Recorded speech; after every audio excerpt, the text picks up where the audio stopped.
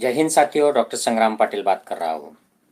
साथियों, हाल ही में राहुल गांधी जो कांग्रेस के आज के सबसे बड़े नेता हैं, इन्होंने एक स्टेटमेंट किया है और उन्होंने कहा है कि जो लोग संघी है या आरएसएस से डरने वाले हैं, उनका कांग्रेस के संगठन को उनका कोई यूज़ नहीं है, वो कांग्रेस छोड़कर चले जाएं। और ऐसे लोग जो विचारधारा में विश्वास करते हैं कांग्रेस की, आरएसएस के खिलाफ लड़ने की हिम्मत रखते हैं, ऐसे लोग रुके और ऐसे लोगों को जोड़ा जाए कांग्रेस के साथ। तो मेरा ये मानना है कि ये जो राहुल गांधी का जो ऐलान है, ये बड़ा ऐतिहासिक है। और मैं इसे 2000 साल पहले जो जम्बूद्वीप में भारत भूमि का नाम उस वक्त का जम्बूद्वीप हुआ करता था, उस वक्त जो सिचुएशन क्रिएट हो गई थी, उस सिचुएशन को आज की सिचुएशन के साथ जोड़ना चाहता हूँ। इसके लिए मैं कुछ मुद्दे डिस्कस करूँगा। ये वीडियो थोड़ा सा लंबा चलेगा, तो please bear with me, listen to it carefully till the end and do share with everybody if you agree with me. तो कांग्रेस का थोड़ा सा इतिहास में संक्षिप्त में बताऊंगा, जो दोनों उसकी साइड है। और अब की जो सरकार है, जो आरएसएस की है, जो ब्राह्मणवाद में, सवर्णवाद में विश्वास करती है, इसकी जो पार्श्वभूमि है और अब क्या चल रहा है, वो लोग क्या एजेंडा चला रहे हैं, इसके बारे में बोलूँगा। और विचारधारा की लड़ाई क्यों इम्पोर्टेंट है, इसकी क्या पार्श्वभूमि है, क्या इतिहास है, यह संक्षिप्त में बोलूँगा। और इसके बैकग्राउंड पर राहुल गांधी का जो अब ऐलान है, वो क्यों इम्पोर्टेंस रखता है, ऐसे इन मुद्दों पर मैं चर्चा करूँगा, तो प्लीज़ सुनिए। तो कांग्रेस ये 19th सेंचुरी के आखिर में जब अंग्रेज शासन था तब शुरू हुई थी। और शुरू करने वाले जो लोग थे, जो जमा हुए थे, वो मेनली सवर्ण ब्राह्मण थे हिंदू साइड से, और मुसलमान जो बड़े बड़े घर के लोग हैं, जमींदार है, सरंजाम शाह जिन्हें कहा कर किया जाता था, ऐसे लोग जमा हुए थे। और इनका ये जमावड़ा हुआ करता था। और ये कब तक ऐसे रहा, जब तक गांधी की एंट्री हुई। गांधी जी जब आए अफ्रीका से 1916-17 में, उनका कांग्रेस में अच्छा एक इंट्रोडक्शन हो गया, वो भारत भर घूमने शुरू हो गए और 1920s के बाद he was the main person. उसके बाद कांग्रेस में महिलाएं, शूद्र और अस्पृश्य जाति के लोग, माइनॉरिटीज़ के जो मिडल और लोअर क्लास के लोग हैं, वो जुड़ना शुरू हो गए। तो महात्मा गांधी बहुत क्लियर थे।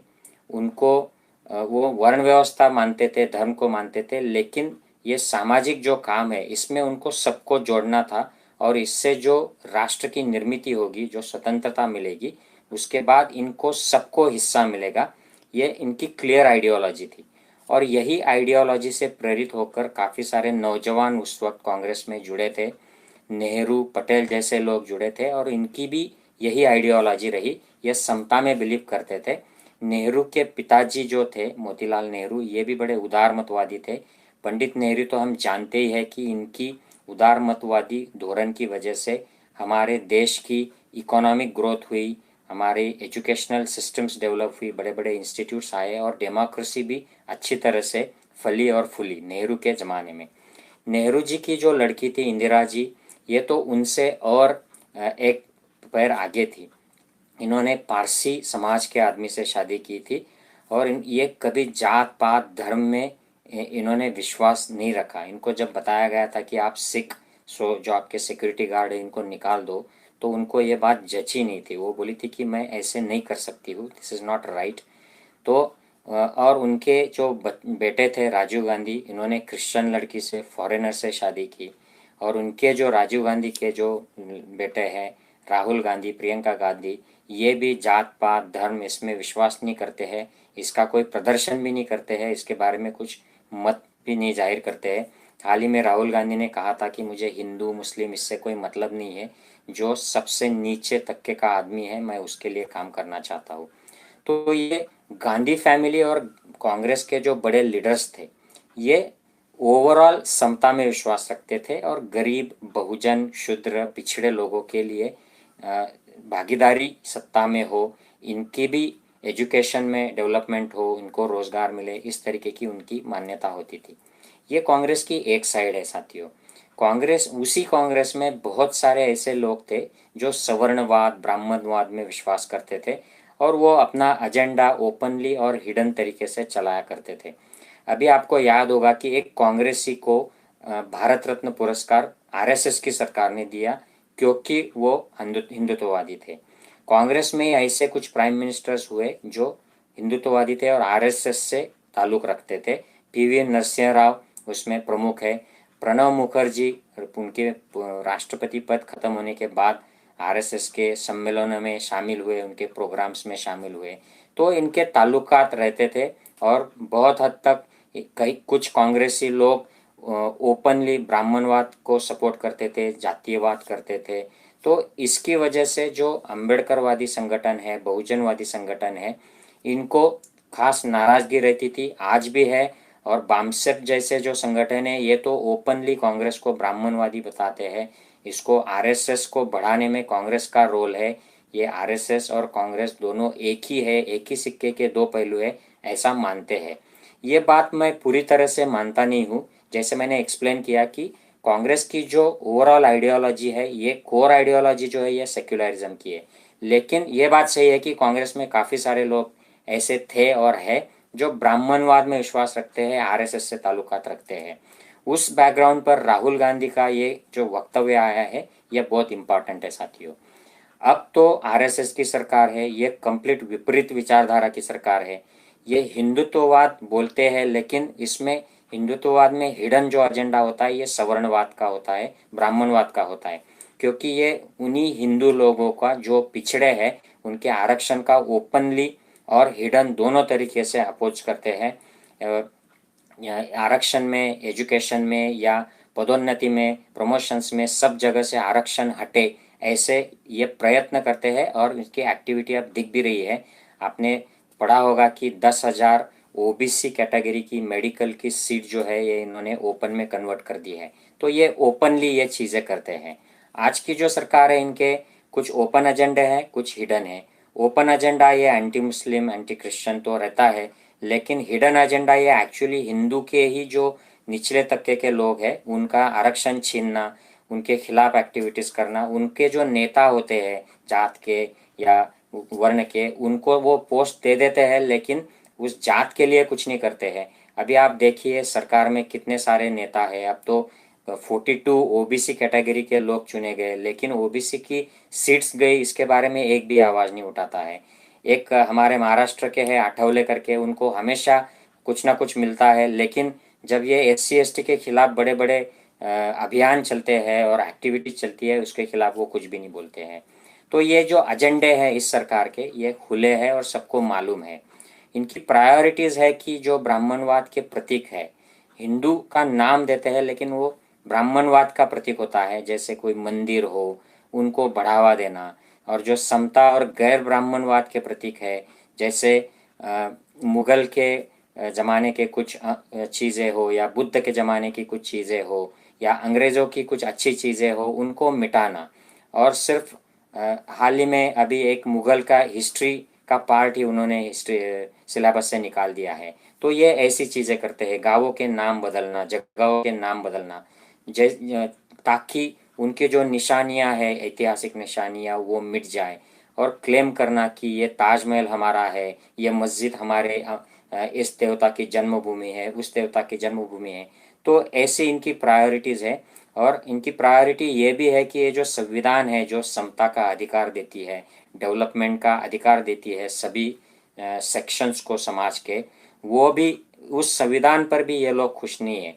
क्योंकि इनके स्टेटमेंट्स आते रहते हैं कि ये संविधान में हम ये बदल देंगे, इसमें हम ये हिंदू रिपब्लिक है डाल देंगे और ये हिंदू कंट्री बनाएंगे, ये संविधान हमें पसंद नहीं है। ऐसे बीजेपी और आरएसएस के लोग ओपनली बोल चुके हैं कई बार।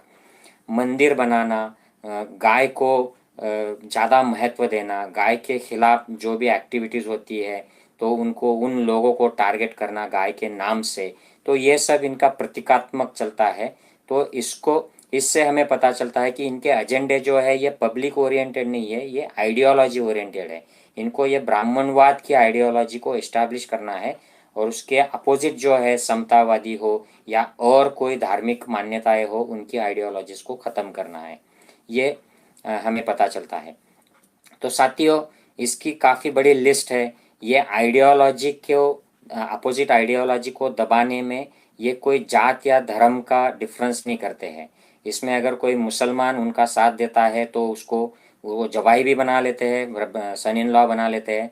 लेकिन अगर कोई ब्राह्मण अपोज कर देता है तो उसको तकलीफ भी हो जाती है। हमारे महाराष्ट्र में अब डॉक्टर नरेंद्र दाभोलकर मारे गए, कर्नाटक में दो बड़े बड़े लोग मारे गए जो सवर्ण थे, लेकिन वो सिर्फ ब्राह्मणवाद को चुनौती देते थे, अंधश्रद्धा को चुनौती देते थे, तो उनके खून हो गए।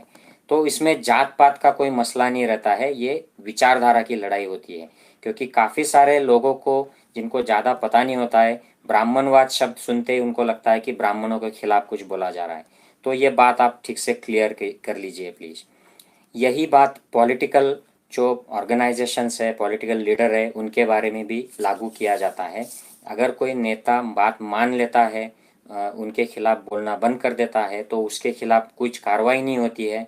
और अगर कोई नेता बोलते रहता है, उनकी जो आइडियोलॉजी है उसको एक्सेप्ट नहीं करता है, तो उसको ईडी, सीबीआई ये सब उसके पीछे लगा दिया जाता है। न्यायालय को कंट्रोल तरीके से मैनिपुलेट करके इन लोगों को तकलीफ दी जाती है। उनकी मैं लिस्ट आपको बाद में बताता हूँ इसी वीडियो में। तो साथियों, ये जो बहुजन हिताय की जो विचारधारा है, सेक्युलरिज्म की, समता की विचारधारा है, इसको दबाने का ये कोई पहला प्रयत्न नहीं है, ये कोई ऐसी पहली यंत्रणा नहीं है जो ये ऐसा कर रही है। छत्रपति शिवाजी महाराज छत्रपति नहीं हुए थे, उनको छत्रपति बनना था, तो वो उस प्रोसेस को भी इन्हीं लोगों ने, ब्राह्मणवादी लोगों ने, महाराष्ट्र के ब्राह्मण जो थे उन्होंने अपोज किया था। और उनका मानना था कि शिवाजी शूद्र है तो वो राजा नहीं बन सकते हैं। मतलब कौन शूद्र है, कौन राजा बन सकता है, ये सिर्फ यही मान्यता के लोग, ब्राह्मणवादी लोग डिसाइड करेंगे। तो दूसरा एक ब्राह्मण आया, उसको पैसा दिया गया, उसने शिवाजी महाराज का राजाभिषेक कर दिया और वो छत्रपति हो गए। तो मतलब आप क्या बन सकते हो, ये आप कौन सा लालच देते हो, उनकी बात सुनते हो या नहीं सुनते हो, इस पर निर्भर करता है। यही बात शाहू महाराज जो शिवाजी के ही लिनियज में थे, उनको भी सहनी पड़ी थी, उनको भी शूद्र डिक्लेयर कर दिया था और उन्होंने ब्राह्मणवाद के खिलाफ बड़ी लड़ाई छेड़ दी थी। महात्मा फुले, बाबा साहब अम्बेडकर, इनकी लड़ाइयाँ तो आप जानते ही हो। ये यहाँ तक सीमित नहीं रहता है, सिर्फ पॉलिटिकल लीडर्स के खिलाफ ये अभियान नहीं चलाए गए थे। ये महाराष्ट्र के और पूरे भारत भर के जो संत हुआ करते थे, जो समता की बात करते थे और हमने वाणी से, अपने जो शिक्षा है उससे लोगों को जागरूक किया करते थे, ऐसे सारे संतों को तकलीफ दी गई है। और ऐसे कुछ संतों को वैकुंठ से विमान आया उनको लेने के लिए, तो कुछ ने जल समाधि ले ली। आप इन टर्मिनोलॉजीज का और संकल्पनाओं का मतलब समझ लीजिए, क्योंकि ये नॉर्मल लाइफ में होता नहीं है। और अगर कोई संत गायब हो जाता है और उसको वैकुंठ से विमान लेने आ जाता है, तो उसके क्या हाल हुए होंगे आप समझ सकते हो। तो ये पूरे भारत भर में ये हुआ है, इतिहास में हुआ है। अगर कोई राजा या नेता ब्राह्मणवाद के फेवर में बात करता है तो वो महान कहलाता है। अगर वो अपोज कर देता है तो वो बच्चलन हो जाता है। जैसे हमारे संभाजी महाराज हो गए थे, उनको बच्चलन, नशीला और नालायक करके करार दे दिया सारे ब्राह्मणवादी लेखकों ने। वो आज भी ऐसी बात करते हैं, हालांकि इसके जो प्रूफ्स है वो कुछ और बताते हैं। संभाजी को बड़ा इंटेलेक्चुअल, बड़ा शूर और वेरी डिप्लोमेटिक लीडर बताते हैं।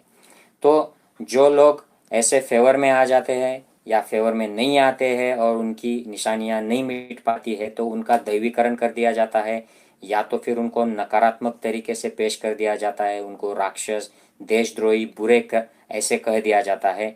महाराज बलि की स्टोरी हमें पता ही है। स्वामी विवेकानंद जो समता के पुजारी थे, वो हमेशा अंधश्रद्धा और ब्राह्मणवाद के खिलाफ बात किया करते थे। उनको हिंदुत्ववाद का प्रचारक करके हमने प्रेजेंट कर दिया, इन लोगों ने प्रेजेंट कर दिया।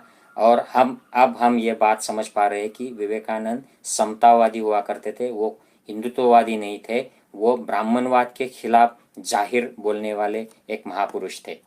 तो साथियों, इसके भी और पीछे मैं आपको ले जाना चाहता हूँ। मुझे पता है ये वीडियो एक्सटेंड हो रहा है, लेकिन ये मुद्दे बहुत ज़रूरी है। तो बाबा साहब अम्बेडकर ने शूद्र कौन थे, अस्पृश्य कौन थे नाम की छोटी छोटी किताबें लिखी है। और आज के जो अनटचेबल क्लास है, जिनको हम दलित कहते हैं, अस्पृश्य कहते हैं, हिंदूज़ में कहा जाता था, अब नहीं कहते हैं। तो इनके जो ओरिजिन्स थे, ये पहले कौन थे? शूद्र जो ओबीसी है, हमारा महाराष्ट्र का मैक्सिमम जो समाज है आज ओबीसी है, मराठा को लेकर सब समाज ये ओबीसी है, तो ये शूद्र कहलाते हैं ब्राह्मण धर्म में। ये पहले कौन थे? इसका अगर आप इतिहास जानते हो, आपने महात्मा फुले की जो लिटरेचर है वो पढ़ी हो, तो ये बात जाहिर हो जाती है कि जो हमारी बात सुनता है, हमारी मान्यताओं को का पालन करता है, हमारी पॉलिटिकल पार्टी में आ जाता है, वो अच्छा हो जाता है, वो साफ सुथरा हो जाता है। और जो हमारी बात नहीं मानते हैं वो विरोधक हो जाते हैं, वो देशद्रोही हो जाते हैं, धर्म विरोधी हो जाते हैं। और इसी रूल से, इसी नियम से उस वक्त के, उस जमाने के जो क्षेत्रीय या क्षेत्रपति कहलाते थे, उन लोगों को इस ब्राह्मणवादी सत्ता ने शूद्र बना दिया था। ऐसे बाबा साहब अम्बेडकर का उस किताब में निष्कर्ष है।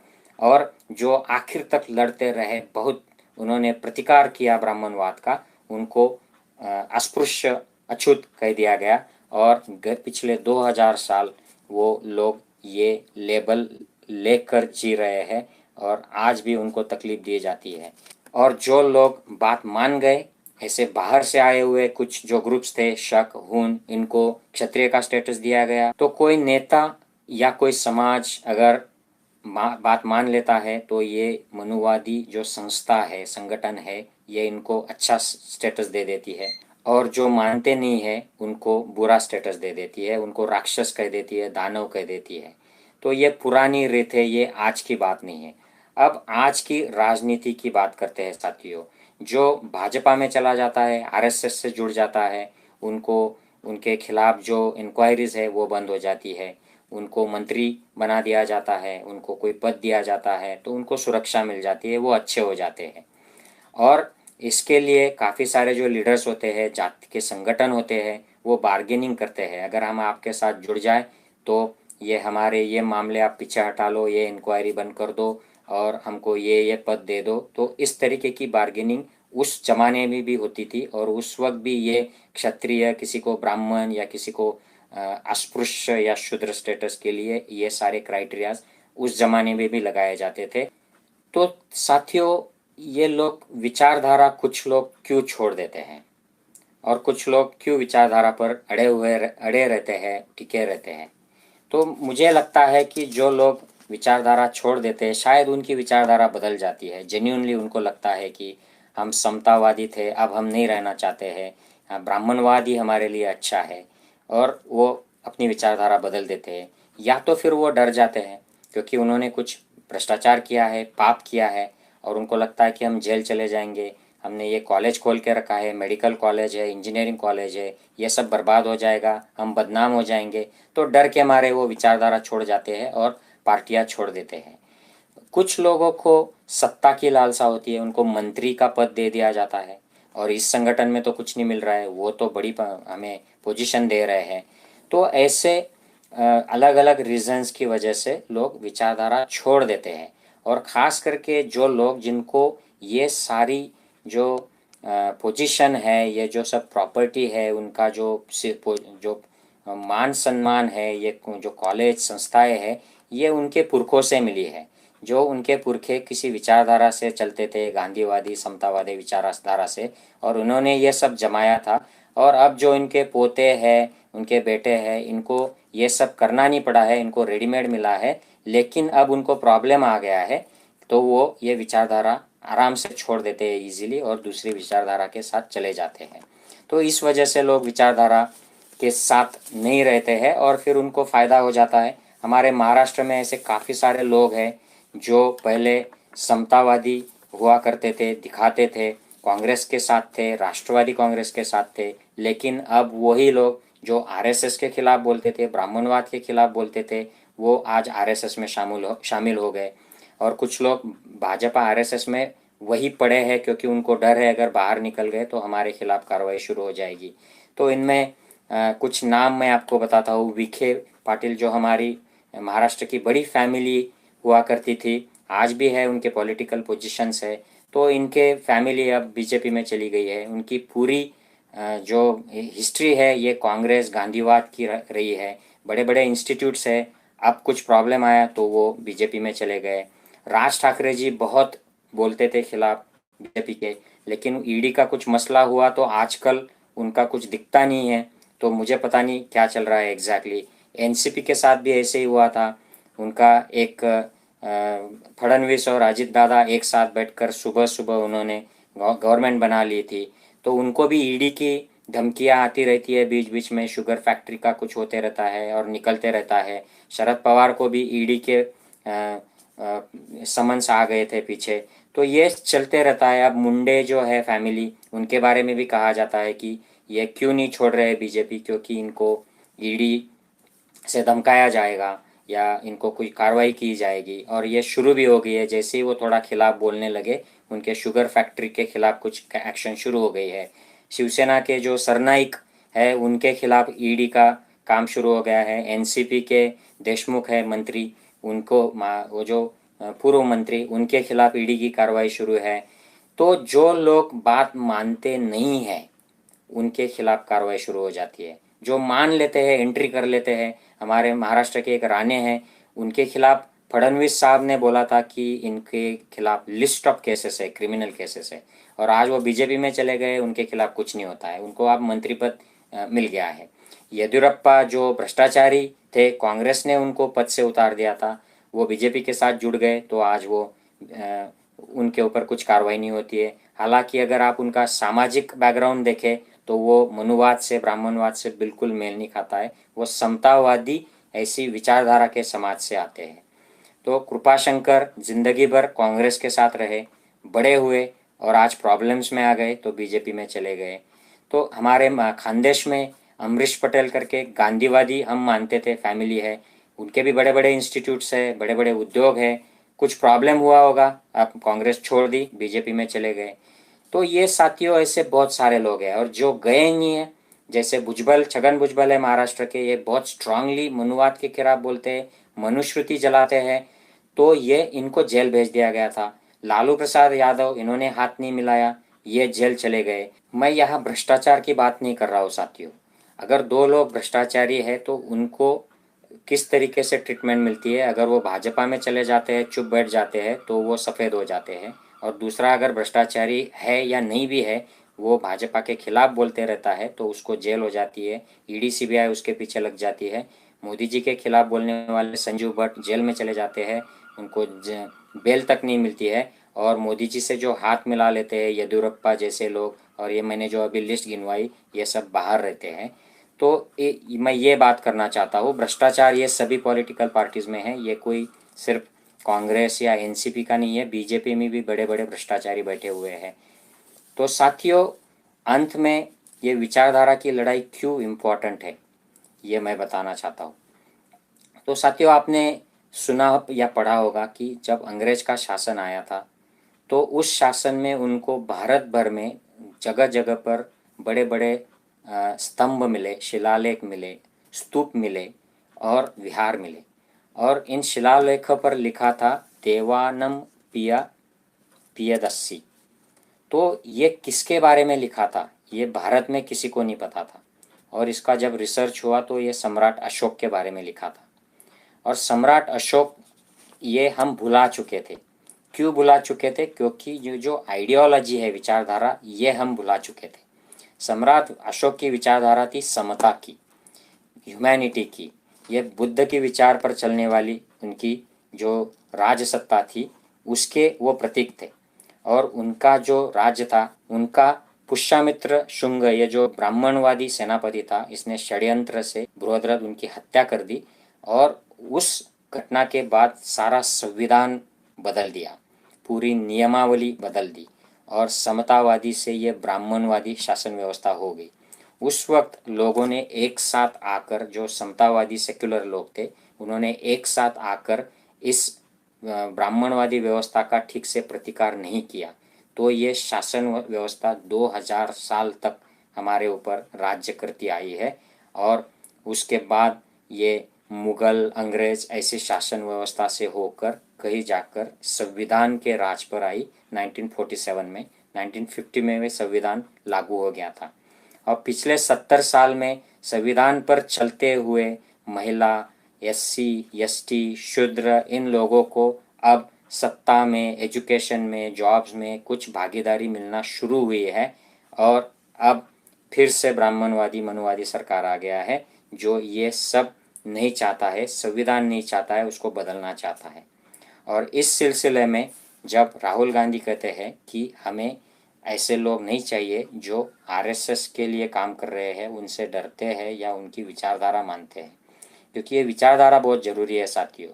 अगर हम इसको जिंदा नहीं रख पाते हैं तो हम सम्राट अशोक जैसे greatest king in the whole world उनको बुला देते हैं। और अगर विचारधारा जिंदा रखते हैं तो एक माफ़ी मांगकर बाहर आया हुआ आदमी, उसको हम स्वातंत्र्य वीर बना देते हैं, उसको हम भारत रत्न देने की बात करते हैं। ये सिर्फ विचारधारा की वजह से है साथियों। तो इसीलिए ये जो अब सरकार आई है और ये ईडी, सीबीआई न्याय व्यवस्था को दबाव में रखकर कुछ काम कर रही है और ये जो बहुजन समतावादी विचारसरणी के नेताओं को, संगठनों को, पार्टियों को मुंह दबाकर कुछ काम करना चाहती है, उनकी विचारधारा दबाना चाहती है और अपनी खुद की ब्राह्मणवादी विषमतावादी विचारधारा को इस्टेब्लिश करना चाहती है। इस हालात में सबको इस बात पर सीरियस होना चाहिए जो राहुल गांधी ने कहा है कि मुझे सिर्फ कांग्रेस में जो लोग लड़ रहे हैं वो नहीं चाहिए, मुझे कांग्रेस के बाहर जो लोग हैं जो इस विचारधारा के खिलाफ निडर होकर लड़ रहे हैं उनको भी साथ लेना है। तो साथियों, मैं इस सिचुएशन को 2000 पहले जो बृहद्रथ राजा की हत्या के बाद सिचुएशन क्रिएट हो गई उससे जोड़ना चाहता हूँ। उस वक्त अगर सारे समतावादी सेक्युलर राजा हो या लोग हो एक साथ आते और उस वक्त की मनुवादी ब्राह्मणवादी ताकत को आह्वान देते, उसको मिटाते, उसको चुप कराते, दबाते, तो ये विषमता का राज इतने सैकड़ों सालों तक हमारे ऊपर नहीं चलता। और आज भी अब हमें टाइम आ गया है कि अगर हम इस मनुवाद को, संविधान विरोधी ताकत को, अगर हमें इसको बढ़ने नहीं देना है तो हमको सबको साथ आना होगा और सबको इसको अपोज करके, संवैधानिक तरीके से अपोज करके इसको यही रोकना होगा। अन्यथा अगले 2000 साल तक ये ताकत हमारे देश पर, हमारे समाज पर राज करेगी और इससे समाज के जो वीकर सेक्शंस होते हैं, महिलाएं होती है, माइनॉरिटीज़ होते हैं, इनका बहुत बड़ा नुकसान होता है जो आजकल हम देख रहे हैं। साथियों, अगर मेरी बात से सहमत हो तो please share the video with everyone. Take care. जय हिंद।